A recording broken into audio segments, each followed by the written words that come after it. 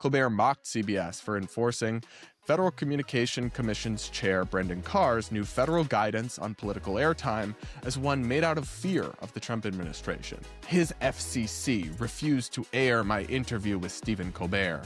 Trump is worried we're about to flip Texas. So, fact check false.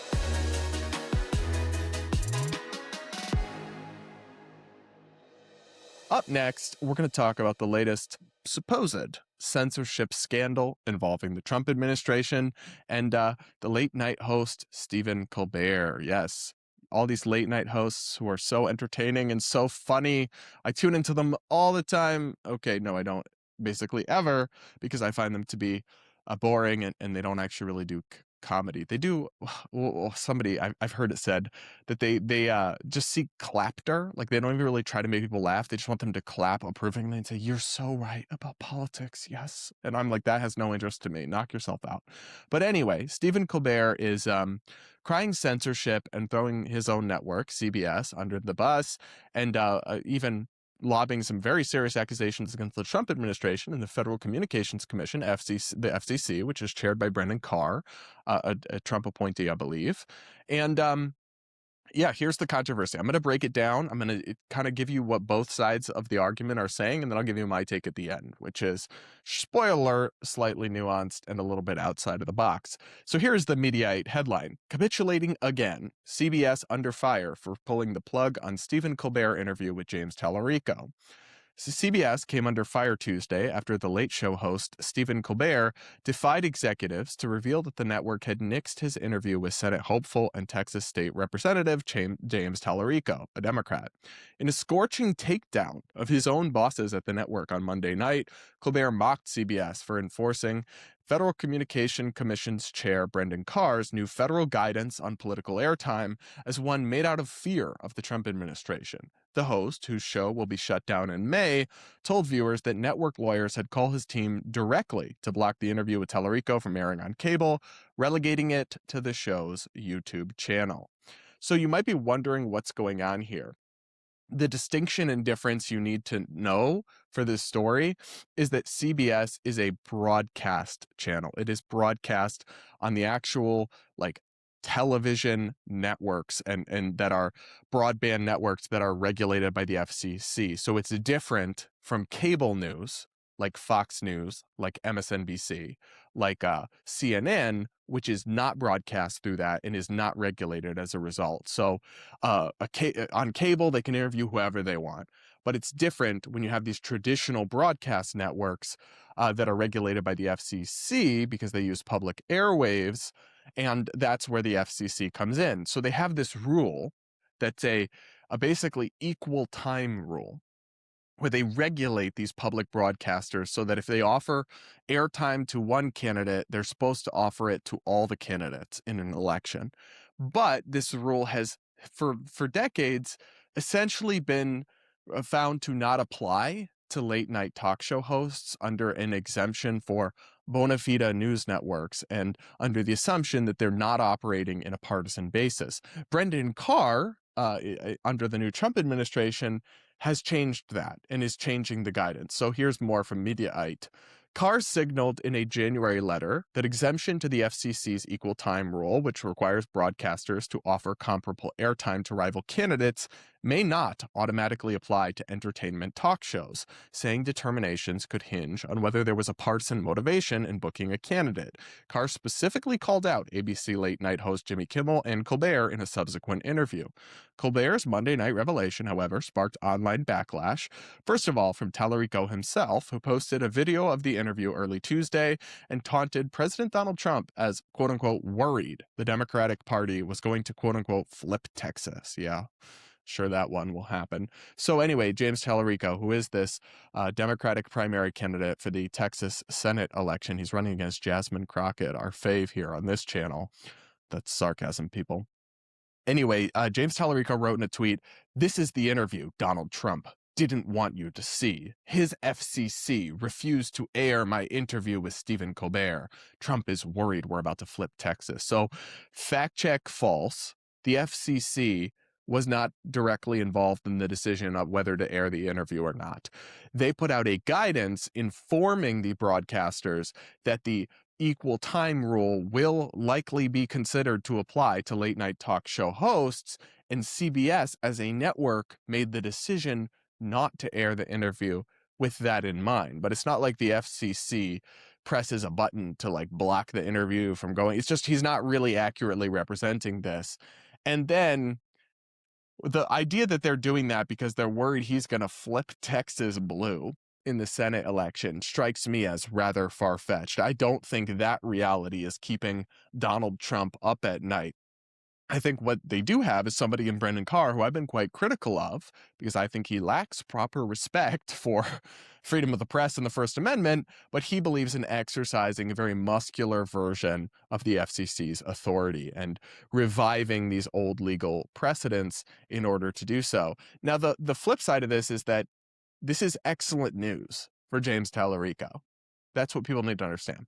He's not being censored, effectively at least, because one, the interview is still going out on YouTube and anyone can watch it.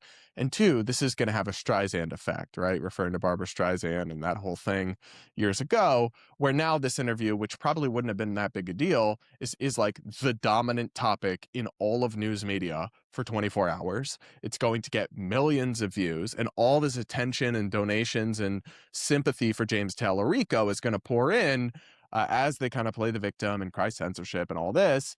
And so if they're trying to censor him, they're really bad at it. And he's actually just going to get much more airtime and attention as a result of this. So anyway, though, somebody from Politico, the journalist, tweeted, "This interview getting spiked for broadcast is like the single best thing that could happen to Tallarico as early voting starts. From last year's quorum break until now, the attention economy dynamics have been mostly cutting Tallarico's way." That's absolutely true. Anyway, guys, in the spirit of fairness, I wanted to understand, like, what is the Trump administration's argument here? So I went and did a little bit of digging and research to try to articulate and understand their position as best that I could. And here's what I found. I found this letter that from January, so from just the start of the year, that Brendan Carr sent out offering broadcast TV stations guidance about the equal time rule. Anyway, I actually read this letter, and essentially what he's saying is that they do have this rule that says broadcast TV networks are supposed to offer equal time to the candidates that qualify. Now, Colbert could have done that, but that would have rather been unwieldy. He would have had to have many different guests, because there's one other major candidate, but there's always minor candidates as well. And then I assume that would also apply to having to have the Republicans on. So it becomes unwieldy, which is why, as Carr explains in this letter, news networks have traditionally, for bona fide news programming that is not being done to push a certain partisan narrative, been granted an exemption. He's saying they're not going to apply that exemption potentially to late night talk show and entertainment hosts like comedians, because they're not news and they are partisan. I don't actually think that's crazy. I don't think anybody can seriously argue that Stephen Colbert is news or that it's not partisan. So they're still totally free to broadcast and air this, wherever they want, podcast, YouTube, any cable network, anywhere, but they have these rules that apply to the public airwaves. Under these rules that haven't been enforced for these reasons, they're saying we're going to start enforcing them and we're not going to give these exemptions. Now, that is not to say that this decision is totally apolitical and totally consistent. So, for example, here's a Politico headline: "Talk radio isn't a target of FCC's equal time notice," Brendan Carr says. The FCC chair says he doesn't see a reason to give talk radio stations, a longtime bastion of conservative voices, the same warning he's delivered to late night and daytime TV. So he has decided to change the rules potentially applying to these TV hosts, but he's not doing the same for talk radio, which certainly seems inconsistent to me, because they're also on the public airwaves and regulated by these same rules. And the same way that it's hard to argue Colbert isn't partisan, it's pretty hard to argue that a lot of these talk radio stations are neutral news either. Now, where I come down on all of this is that I think it is ridiculous that the FCC still exists. Yes, the entire agency should be abolished, and these airwaves should be auctioned off to the highest bidder, to the whatever extent the FCC was once necessary. It is long, long, long been made obsolete by technological evolution, because we have cable news now and streaming and podcasts. There was once upon a time these couple of networks that had access to the public airwaves, like, dominated the information ecosystem and had near monopoly. So at that point, it makes sense, arguably. I mean, we could relitigate it, but at least there's a rationale at the time for why they would be regulated by a federal broadcast what am I saying? A federal agency would regulate them. But that's not the case. Like, we don't need these airwaves to be micromanaged by the government, because frankly, they no longer have some sort of scarce resource. Anybody can broadcast anything. And cable news exists, so anything can be on television. So I think they should just get rid of them, right? We don't need it, because to me, it's obvious that when you look at the way they're interacting with some of these people, with Jimmy Kimmel and others, they are doing this in a partisan manner. They're clearly, like, now they're investigating The View, and the government, any government agency granted discretion over airwaves media broadcasts on, that is just so ripe for abuse. There's no way any government agency staffed by political appointees is ever going to administer such a thing in, like, some nonpartisan and neutral manner. These are tools that if you give them to government bureaucrats and agents, they're going to be used in partisan ways and inconsistent ways. That's just inevitable. So end the whole charade. We already have, for example, because there's this argument like, oh, well, they need somebody to sort out who can use which parts of the airwaves. And well, the telephone companies have figured it out for that whole spectrum of all of the airwaves that they use in the broadband. And we're getting into some technological weeds, but there's multiple articles I was reading this morning about how easy it would be to just simply privatize this and sell it off and shut down the FCC and stop having them micromanage the airwaves, because I'm not comfortable with this. The government telling people they can and can't interview certain candidates, or, oh, if you're going to talk to this person, you have to talk to... That's not really... The Fed should not be micromanaging your booking for television news. At the same time, though, when obviously these are public airwaves, they're going to have some degree of oversight and make sure they're not just all used in one way. So fix that and end the whole charade.